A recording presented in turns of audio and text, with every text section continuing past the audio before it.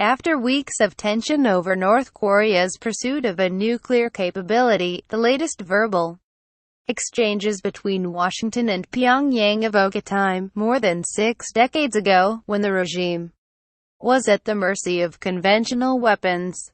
Every North Korean school child is taught, erroneously, that the U.S. started the Korean War, but they also learn, correctly, that their nemesis was responsible for laying waste to dozens of towns and cities from the air during the 1950–53 conflict. A fact rarely reported in the U.S. media at the time.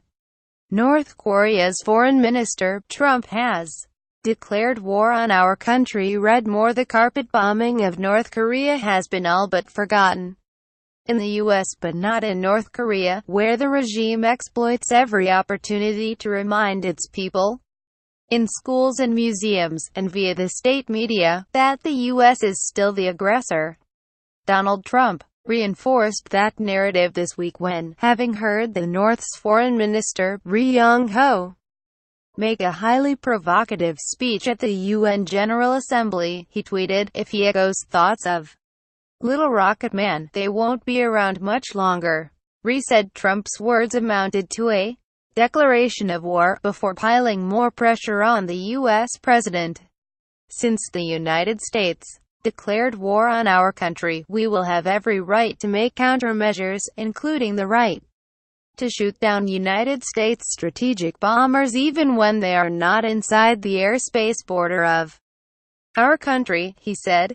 It is not the first time the North has accused the U.S. and its allies of declaring war. In fact, given that the Korean War ended with an armistice but not a peace treaty, the two countries have been technically at war for the past 64 years.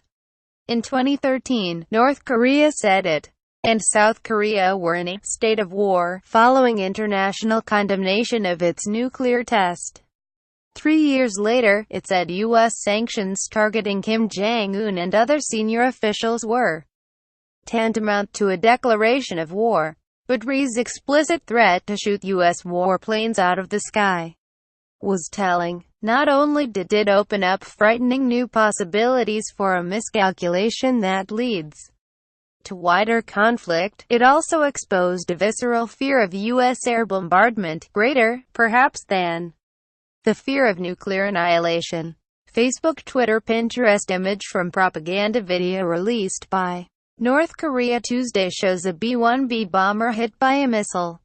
Photograph, AP. In a show of force last weekend, U.S. B-1B Lancer bombers from Andersen Air Force Base on Guam, along with F-15C Eagle fighter escorts from the southern Japanese island of Okinawa, flew off the east coast of North Korea.